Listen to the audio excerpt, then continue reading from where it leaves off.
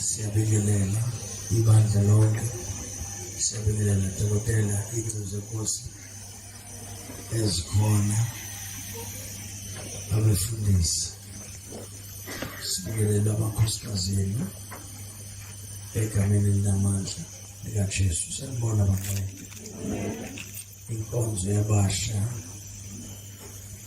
Njengoba siyabingelela mfowethu, hlabela kahle. Kodwa kwenzi wena. Uyitshela ngenyama yakho nangemilamo ukuthi angikaze ngenze lutho.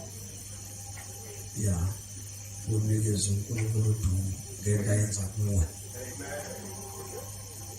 Awusoze nje wenza ukuthi nangelokho la. Ukuthi inyama iyeyisa. Icabanga ukuthi khona into eyiyo. Uyabona? Ikhona-ke lento eyenza uNkulunkulu ngezinsuku ubone engabonakali. Ukuthi uyabona? Into eyenza uNkulunkulu angabonakali ukuziveza thina angaveli yena. Uyabona uma ungaqhathanisa ibandla likaBhemu nelikaChiliza nelikangidi, angisho la manje, ngisho kudala uqhathanise nathi umehluko kakhulu. Mangakutshela nje ukuthi lento yenzayo ngithi enze njani, ungakuthatha isikhathi, mhlawumbe ngakuthatha 3 years. Ngixoxela ukuthi mawufuna lento yakho uthi mawuyenza nje ungahlabelela la, ungababheki abantu, ubhekele udumise, ungabatsheli futhi ukuthi abasukumi. Uvele ubhekele nje, mawungavele wenze lento engakutshela ukuthi inzima ukuyenza, akuyona into elula. Iyona nto esabaleka kuyo-ke nje ubona ibandla loBhemu noChiliza lalingahambi ngelinto, lahamba ngamandla. Ngamandla. Wawungeke umbone umuntu kuleso sikhathi edayisa amanzi. Ongeke umbone umuntu edayisa amafutha, ngoba lento yayila emzimbeni yabo, beyikhuluma, beyiphila. Sengiyaqala njalo ngiyashumayela. Yayenziwa njani lento? Yayiphilwa. Kuthiwa khona indoda ngale ngasekhaya isetshenziswa uNkulunkulu. Angithi uJoba umkhulu wami, ifounder yase-African Gospel, ukhehla umkhulu wami. Ubezele-ke amadoda oNicholas Bhemu bakhuliswe ukhehla, bebafana nje. Ebaqeqesha uNicholas Bhemu akazange akasuke esandleni sikakhehla, kwaze bakhuluma uNkulunkulu noma wayecotshiwe ethola ivangeli. Makhulu into seyasenza of God la uyayizwa lengisho. Wathola ivangeli uNicholas kushumayela belungu. Bamprofeta bathi khona umuntu ozomthola eFountain Lane ogcotshwe uNkulunkulu engazange afunde esikoleni. Wayethunga icathulo ukhehla. Mawumthi kuyena akayenza lento ethi izambulo, wawungeke usithole, ngoba wayebuza umbuzo wena athi sikhona isono la, mekwathi sikhona isono la, uvele kuhlawula amadimoni engakasho lutho. Mayifunda iBhayibheli, wayethi mayifunda iBhayibheli ethi funda Genesis 1, wawuthi ufunda wena sefunda eqala. Egcwaliswe ngoMoya, ngoba babefundiswa uMoya. Uyazi ngiyashumayela njalo, babefundiswa uMoya Ingcwele. Yonke into ababeyenza babeyifundiswa uMoya oyiNgcwele. Neyizwe ngisho bezile ukudla kakhulu, bethandaza, bengahlali ibishop namakhosikazi abo njengalokhu thina sihlala namakhosikazi ethu. Lutho isikhathi esiningi babesichitha emthandazweni, ezintabeni, bethandaza.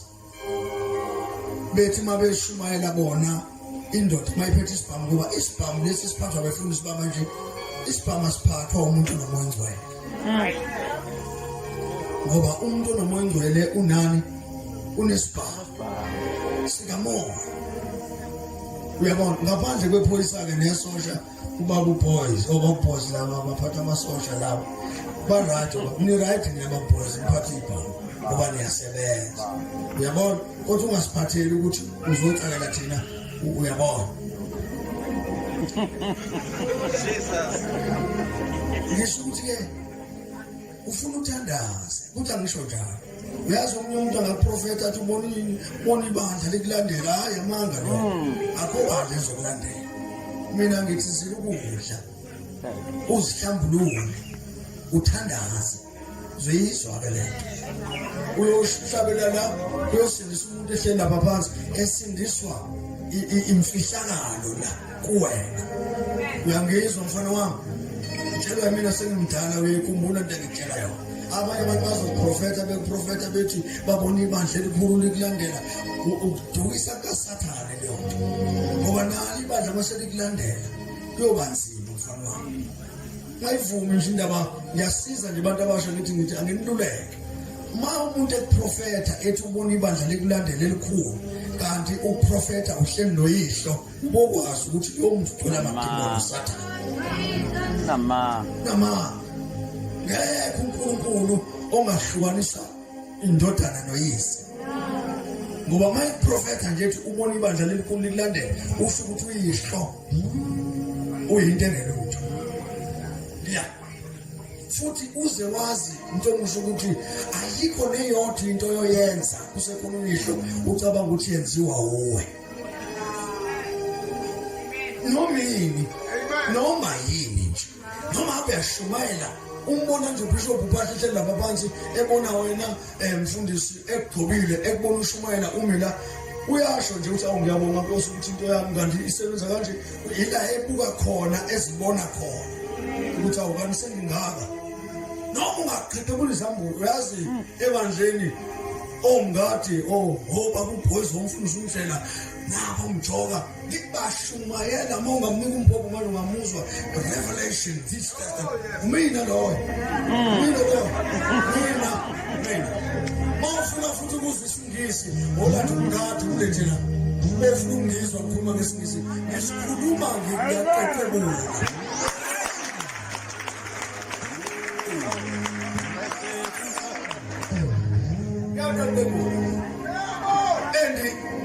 and into ayiyo nje umbona nje qeqebula kulendlu mewaphuma kulendlu esuke kade kuyo ethi uyaphuma ethi yoqala imngadi church ivele iqale kahle imngadi church ngoba usuke esashona emfuleni futhi nengubo zakhe suke samanzi zigcwele imfihlakalo yana ekhaya ashona emfuleni athe wena ngaphesha kusiphelile ngaliyashisa and ingubo zenze njani ziyona athi ukhuphuke ngomvija kezwe ukuthi hayi ingubo zalula isho lento ukuthi lento uphume nayo isikhathi singakashaya umuntu akakhishwe akayikhiphi yakhe isizangoma nje isangoma angaze ngisamuntu asizikhiphile isangoma siyakhishwa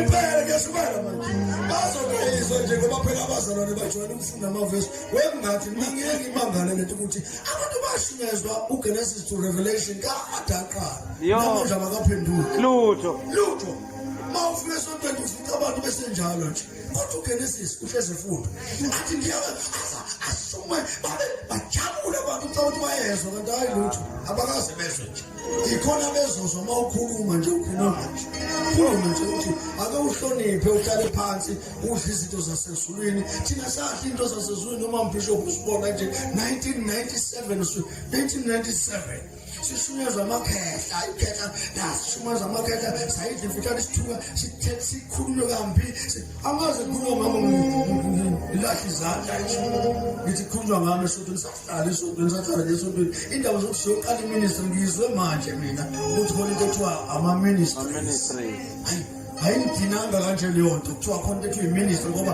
umuntu we-ministry umuntu owayo ngaze kanjalo nje umuntu onjani owile ekukholweni umuntu oqala iministry and ngayibuka bishop lento ukuthi labantu abaqala ama-ministries uthola umfana omncane ngicela ukushumayela kancane futhi uthola ukuthi umfana omncane nje njengoba eqala iministry nje akanamfazi ukuqala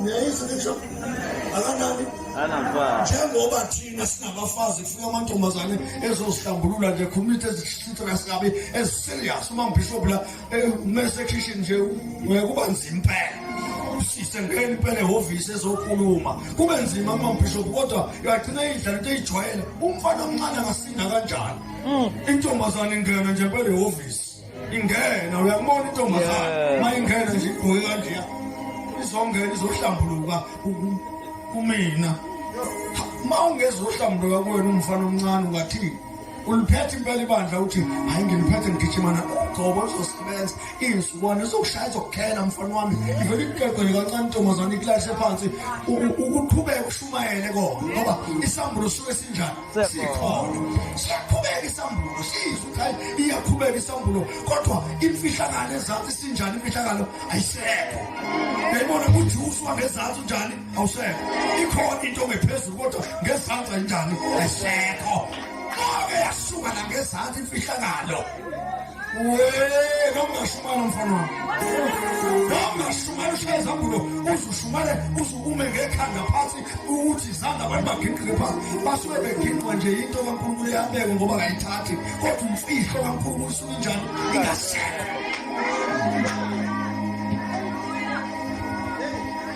aniyazi into ekhuluma ngayo aniyazi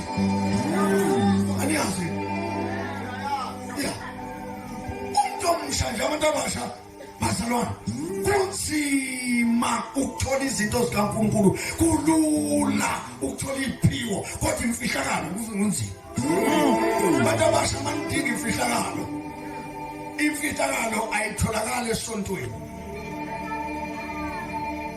ubuzalwazi lezi zitshele nazi ubuzomakoti ababaphethe ngemva kwabo nabo kukhale kunkosikazi kukhale bandla manje ngizokushaya shona le hamba uthandaza ivele ibona unkosikazi uthawu ukuthi uma uthi hamba uthandaza umuntu ohluleka ukukholwa ubani uwe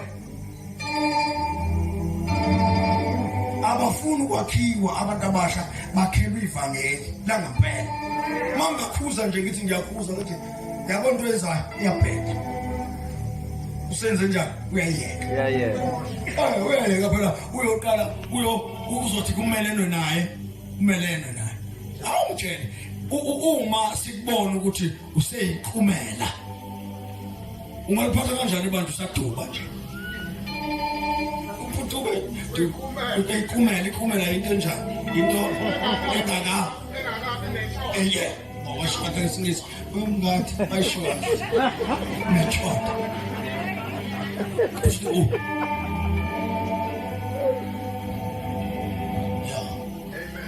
ngiyashumana vele manje ngithi shumela thubani yazi ukuthi ngeke ngayikhuza le njalo yazi sikhuzile izolo into enza ngiyikhuza ukuthi masiyakhuluma ufuna uzwe siyakhuluma masishumela ke kwadlala siyakhuluma kanti siyakhona vele Magalatians 5 verse 16 18 verse 16 or 18 Don't be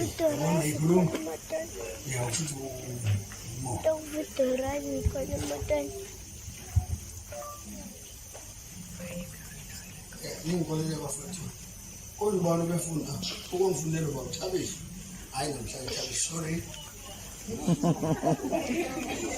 bafethu ngama noma umbishop uyabona izolo ngama noma umbishop saqala thina sindawone 1992 iminyaka yo30 sendawo 80 ngifundele sisi ngithule ku-11 Abasekana siya-5 14 Yakhangithi Hambani ngoMoya Mana mambishop manje sizosuke sibambe singayizwa kahle yazi ukuthi wemjoko uma ungasuka lapho uza la usuke wenza ukuhamba manje singayenzi into ibe kumoya kanti isuke iqonde ngqo Siyazwana? Amen. Enzani njani? Hambani ngoMoya. Hambani ngani? ngoMoya. Uyabona umuntu okhonza ngelasonto ngayizwe ngisho. Mhlawumbe ufuna sicacise kancane. Wena ukhonza kulela sonto. Ngifuna ungilalele nawe ngoba umoya kaNkulunkulu uzoyichaza lento. Masithi siyezwini lenkosi bazalwane. Ufanele nenze sure ukuthi akusakhuluma umuntu. Niyangizwa? Amen. Yeah. Into ejwayele ukusigeja njalo. Sijwayele amadoda ahlonishwayo nasatshwayo kuthiwa anesu. Ukuzwa lokho? Yeah. Usibani manunani? Ngifuna ningikhombise indoda eyodwa enesu. Nithi nina umuntu onezwi, nithi umuntu onezwi ngoba azi iBhayibheli. Bese nithi nani? No. Umuntu onezwi likaNkulunkulu akoni. Ngiyachazela? Ngicazela. Matthew chapter 1 verse 18. Ngifuna kuba khona ngifundela. Nginikhombisa umuntu onezwi. Yabona ngamgaranta lo. U18 verse.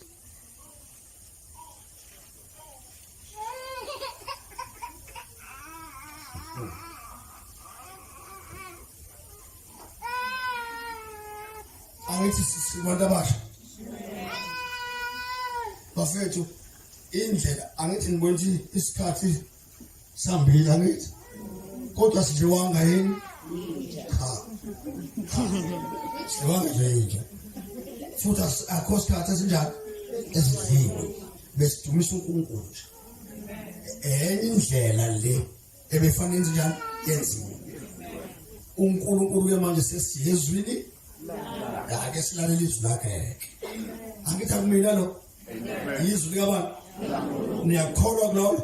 Amen. Yeah. Fundani ke futhi 1:18 ubani ongifundela bafuthi nomba. Matthew 1.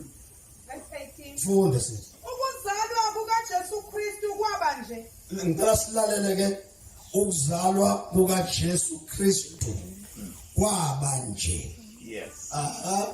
Unina uMaria esemiselwe uJoseph. Yeah. Bengakahlangani. Kushuthi angazi noma babe manje iBhayibheli babe wayemiselwe. Kushuthi wenje? Babenze engagement. Yes.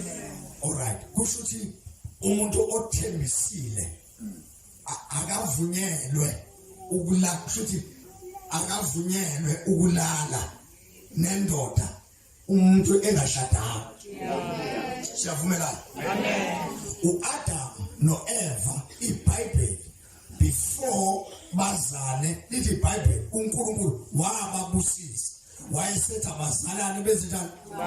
Umbuzo ke uthi babezozalana ngani?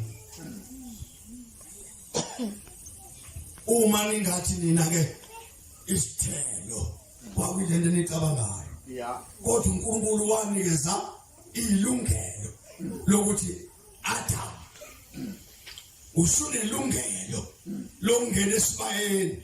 Yeah. uNkulunkulu owakhatha impi. Kushuthi wanikeza uAdam ilungelo lokuthi isibaya uEva usengasenjani usengasivula. Ngathi ungizwa kahle. Phela ngisho nabantu abasha isibaya uNkulunkulu ngoba wayesekhiphile yonke into ubhambo wafaka ngalo wafaka kwakhokhwa ilobolo kwaqedwa. Wasethiwa ke ngoba mase nishadile kufanele nijabule nihlale ndawonye nithokozisane. Yebo. Ngentokozo yasezulwini. Baba ngithi kunjalo namshadisi. Ongcwele kaba uma ethokozisa ngomthetho ongcwele kaNkulunkulu kusho ukuthi isibaya senziwe njani sivuliwe 24 hours. uNkulunkulu owavula isibaya ezulwini kuAdam nobani no-Eva. Ngifuna sizwe ke la. Kusho ukuthi yonke into ebesiyikhuluma izolo uNkulunkulu akamfuni umuntu ongena esibayeni ngokungemthetho. uNkulunkulu usivulile isibaya ukuthi isibaya sinelungelo lokuthi umuntu angangena noma nini as long ebusisiwe. Oh yes. Niyabona uSathane ukuthi indaba enza kuliwe kanje. Indaba nje iphakathi kwabantu ababili, indoda nomfazi. Idlula ngisho sekushunyayela esontweni. Sekudunyiswa. Ingcebo yenkosi yabedumisa. Ithi dumisa kube khona inhliziyo ethi awu Nkosi. Siza mina. Ungibheke ngakini. Somandla. Imvelo yomuntu injalo. Ozelwe nje owesifazane. Umonakalo ke wanakala abafowethu e-Eden. Wanakala nje. Ngo-Adam nobani. Lento ke sayazi injengoba injalo. Right. Kusho ukuthi uAdam noEva wazala kwanda. Ezala ngamehlo. Ezala ngekhanda. Right. Siyabonana ngesiyazwa. Right. uMaria ke kwatholakala ukuthi kufanele futhi nakuye kungelizwi likaNkulunkulu entombazaneni. Now, uma lingena awazi noma umfundele sisingene. uMaria esemise Angithi bazalwane kunakele ensimini yase-Eden. Angithi. Now, umonakalo manje kufanele wenziwe njani? Ulungiswe. Asiyazi ukuthi into efihlakele lapha kuyathu. Ikhona kodwa efihlakele lapho. Yep. Khona. Now, uJesu mayezalwa ke sisi. Umuntu mayezokhulela wesifazane ngokwemvelo. Angithi akaze umuntu akhulelwe engazange ahlangane Nendoda. Amen. Mancama. Ikhona into efanele yenzeke phakathi kwabantu abawu-2 before kuvela umuntu. Right. Wakhulelwa ke lo sisi. bengakahlangani wafunyanwa ekhulelwe ngomoya ongcwele. Ukhulelwe ngani? Eya. Ke kuJosefa indoda yakhe engumuntu olungileyo engathandi ukumthela ihlazo. Wayefuna Ukumlapha ngasese. Ya. esazindla ngalokho. Eh. Bheka ingelosi yenkosi yabonakala kuye ngephupho ithi, Josefa ndodana kaDavidi, Yebo. ungesabi ukumthatha uMaria umkakho, ngokuba lokhu akukhulelweyo Yeah. kungomoya ongcwele. Alithi iBhayibheli kungumoya. Ubona isingisi? Lesingisi lo. Aleko. Alifundela. Njengoba usizathe funa. Ngifuna ukuzwa leya ndawo le. Kungumoya. Kungo. Okay, verse 20. But while he thought on these things, behold, the angel of the Lord appeared unto him in a dream, saying, Joseph, thou son of David, fear not to take unto thee Mary, thy wife, for that which is conceived in her is of the Holy Ghost. Is off.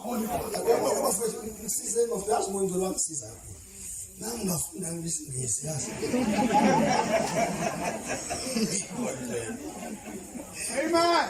Ngiyakuzwa. It's of the Holy Ghost. It's off. Yes. Okay. Kusho ungo.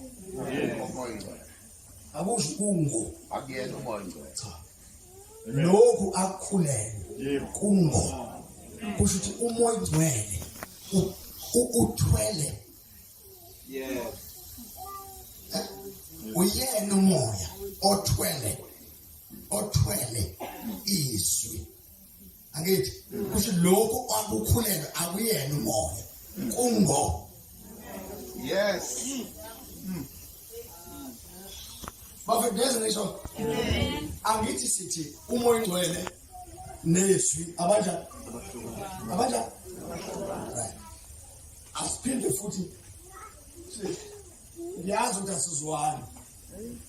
Yabona ingozi ke yokukhulelwa umoya iyenza ubhude uphuthiswa umoya ngoba umoya akakwazi umoya ukukhuluma ngoba iBhayibheli lithi izwi likaNkulunkulu liyinkemba kabani umoya uma umoya ngifuna ukukhuluma ngani ngezwi angithi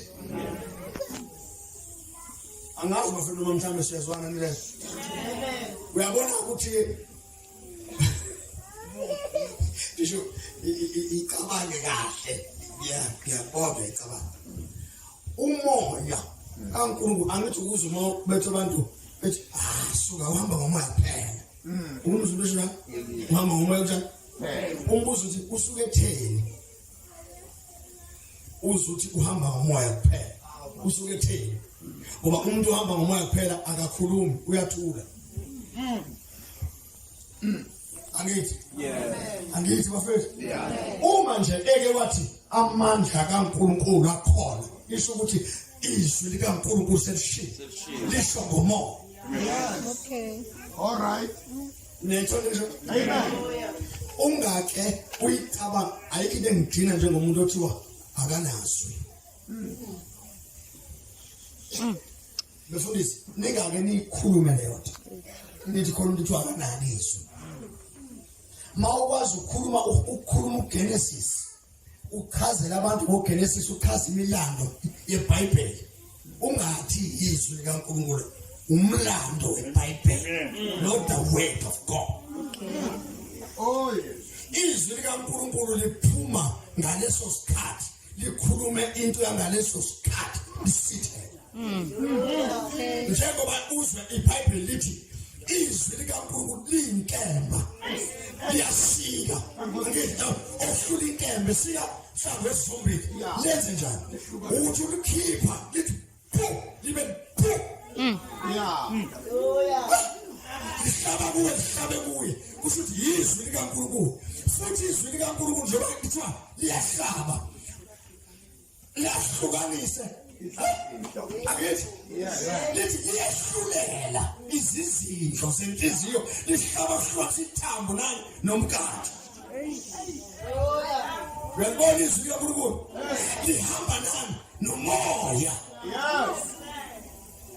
uyabona ke manje umuntu ochaza church history uright ngoba usuke echaza incazelo echaza iBhayibheli usuke ngelona izwi likaNkulunkulu usuke echaza iBhayibheli uma sekhuluma izwi likaNkulunkulu lihamba nomoya mathoke liyahlukanisa lisho ukuthi uma likelashaya umuntu zibone ehleli phasi hayi sonke bangashuma bonke abantu bejabula kodwa elimhlabe kahle noma ethanda ukusukuma kodwa uhlala phasi hayi ngoba ehleli phasi ngoba engayizwi into ekhulunywa uyayizwa inkinga yakhe uyadatshulwa uhlatshwa yizwi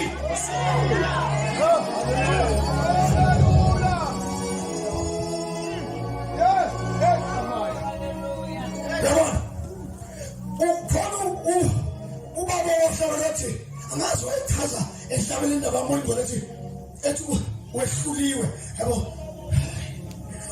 uhluliwe uhluliwe izwi likaNkulunkulu mangashumayela nje intombazane ihlatshwa izwi likaNkulunkulu liyehlule lidabule liveza yonke into lento engakayisho izwi likaNkulunkulu livela ligijime liyokhuluma indaba kashukela ungashukela ushukela ngoba yizwi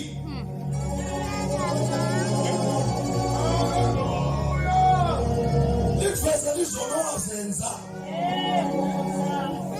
usantshela ushukela usaba angaze ngishumane ngoshukela ngikhuluma nje indaba yaMaria likaNkulunkulu likwenzisa into ethandwa yilo linomoya ngokuvumelana kwabo emzimbeni wakho. Njengoba iBhayibheli lithi anazi yini ukuthi imizimba iyithempeli likaBaba.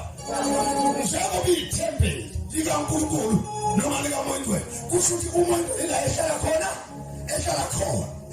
enzinto ayithandayo ngesikhathi esinjani asithanda. Omunye umuntu ehlala edrayining room umzosehlabelele, hayi ngoba ethanda ukuhlabelela, umhlatsheleliswa yinto ephakathi ukhulelwe.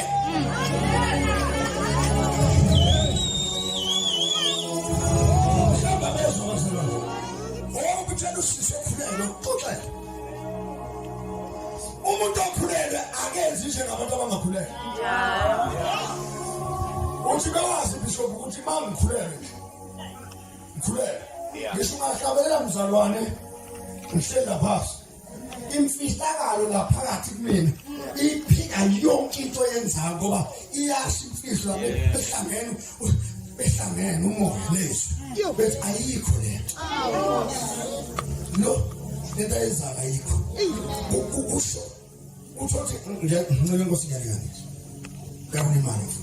Uthi incela ukuthi hlabelele umoya kaNkulunkulu mina athi uyahlabelela nje ngoba phela kuyahlatshelela, kodwa akahlabeleli lento yakithi. Inganeno lento ayisho ngoba lezi zinto nakuyena azikho. Mhlawumbe ngingathi umuntu kancane ngibuye nganento ekhaya. Umoya kaNkulunkulu angithi mina wangehlula. Ukubona umzali wakhuluma isimanga wathi wabambana noNkulunkulu kwaze kwenze njani? Wasebenza njalo uNkulunkulu.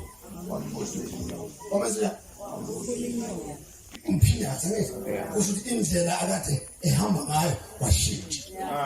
Akukwazi ngoba ifuna bantu abasha ifuna niqaphelele ukwamukela uJesu akusho ukusunomoya. That is why Jesus usaliswe ukuthi ube noJesu kodwa engenaye umoya. Oh my God, my Jesus. Angithi izwi likaNkulunkulu liya lokho akuphulele kungani? Ngamagama umoya kaNkulunkulu uyena othwele izwi. Kusho ukuthi uma izwi lilodwa lihlele enyameni apha nithini kufika umoya ozokwazi ukuthwala izwi nomzimba. Ukuthwala izwi nomzimba. Anganomzimba iwona lo ozolahlwa nomoya wakho phakathi. Yindaba ulahlwe wena kodwa ade kunomzimba. Ubani odlisona? Inyama. Yini phokuthiwe solahlwe ezulwini singangeni siye esihogweni. Siya kanjani esihogweni umoya wethu engazange asenze isona? Engani uJesu wasithethelele izono zethu basho nje abafundisa ngithi bathi siphila kwigrace. Angithi bafethu siphila kwigrace. Iqiniso nami ngiyafuna. Kodwa umsa kaNkulunkulu ningawenzi. Usimani ithi nizodla izono selino noJesu nizolahlwa ngenxa kaJesu okini okuyena enamamukelayo. Uthi esengenile umoya. Uthi esengenile umoya ngaphakathi abese enze njani umoya ngcwele ngoba umoya ngcwele uyena onze njani ofundisayo. Mina ngixakekile esontweni ngibona abantu benza izinto saze sakhuluma bafowethu sashaya abantu kanti sishaya abantu abaronke. Ugqoke kanjani sisi? Sibuza abantu ukuthi ugqoke kanjani? Uthi ngigqoke kahle. Yindaba enza athi ugqoke kahle esesontweni isiketi sisifushane. Yini enza lo? Unaye uJesu. Kodwa umoya ngcwele akanayo. Uright bafowethu. Uright. Anankinga. Ukholwa kahle futhi sinisiwe. Iproblem yakhe amehlo akakamnawo. Phela amehlo abakhona mayise nomoya.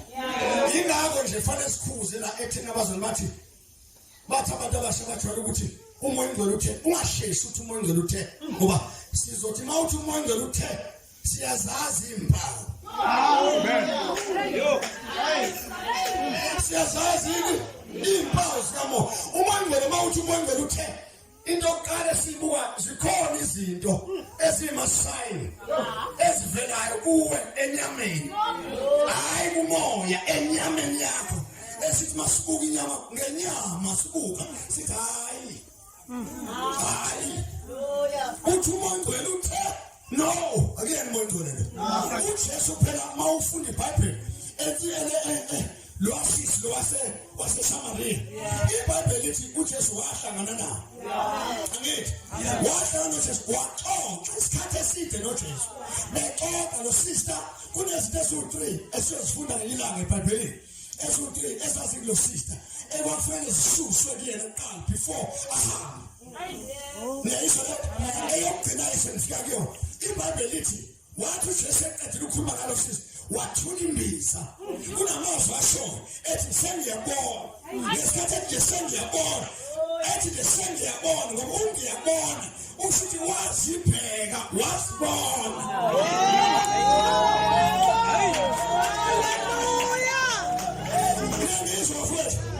Wazibheka wasenjani wabona into azothi megijima ebantwini ethi ngimnonile ongitshele konke azoqala abantu babuke lento ayithwele bathi lento ayithwele uyithwele kanjani ungathi uhlangene nalo mtshele konke ngoba lo mtshele konke siyathulwa lesi simo.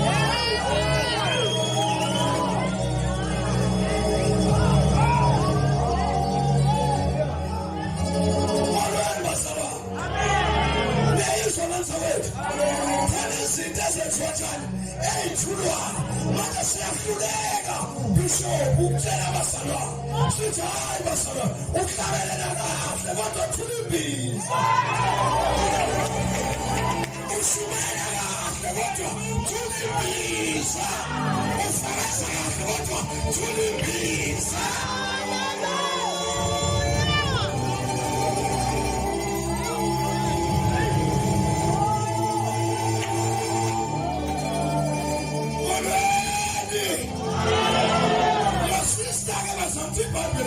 Wakhe sethula imbiza akababe saxoxa noJesu wayengaxoxi noJesu. iBhayibheli maliveza lithi-ke lo sisi wayezokha amanzi uJesu uthi-ke kuye ophuzela amanzi sister njalo wena usuka le phuzela aphuzela amanzi alomthombo uphindome ngamanye amagama uzophindela entwana yakho njalo kodwa manje waphuzela amanzi engizokunika wona awuphinda wami nesiki sakho azokhophoza.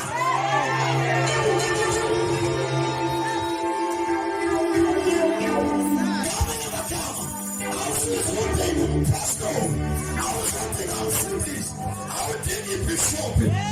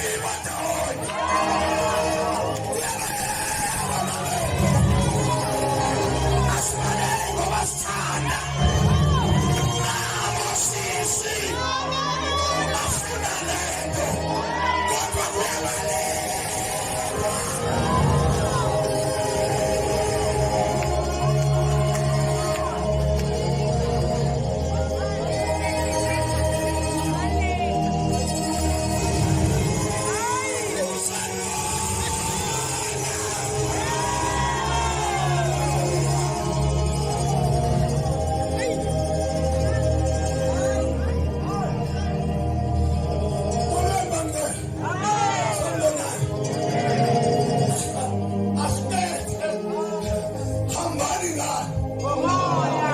amangani ngoMoya. uMaria wakhulelani ngoMoya. nawe bafethu ngizama ukuveza kwangena ivesi ukuthi usisi lo ofike emfuleni wathola lezi zinto zoyi2 ezitholwe Maria yabo mufuna ukubona umuntu omusha ehamba noJesu ibangela izivele awukwazi ukusinda unoJesu uzokhulelisa endleleni kodwa kumele kwafika umoya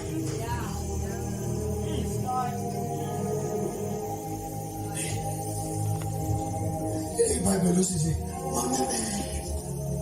athi ngimbonile yabona ungafunda iBhayibheli lapha wafunda liwaza la leyo ndawana nje leyo ndawana ngeke kwasonethe su3 mawuthi nje izwi lokugcina kanosisi ezofethu kwenze isimanga amazwi wasisi ngoba abemchaza bathi usisi waye awu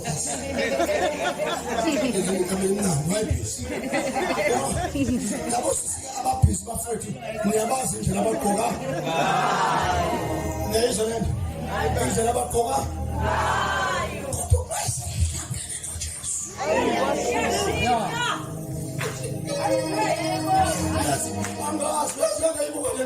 bafethu ukuthi ngoba yathethe bangena phakathi uthi wagijima mhlawumbe wagijima kaphepha noma wagijima kajethi eyofuna isiketi eside angazi iBhayibheli lithi wasuka emthombeni wawunemphefumulo more than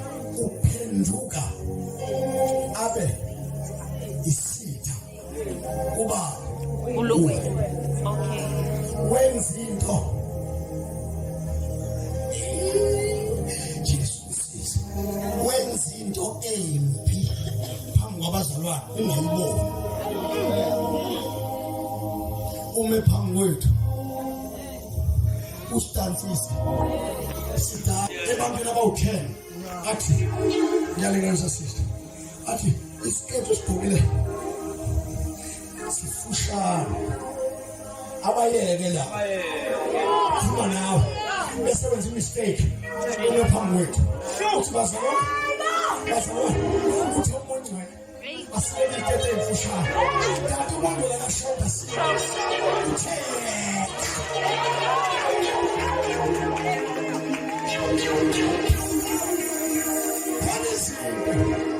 esingadingi ukuthi asenzeni esidinga wena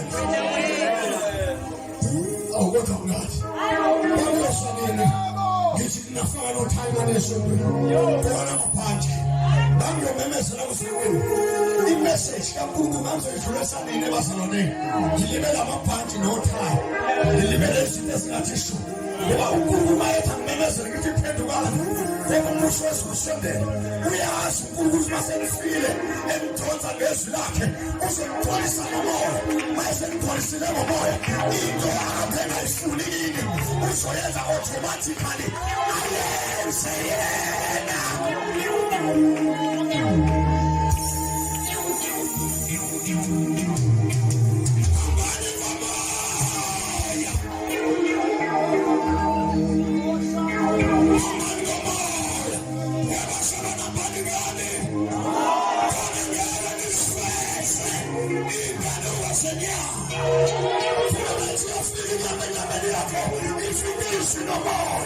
If anybody knows what I'm telling you, I ain't never know what I'm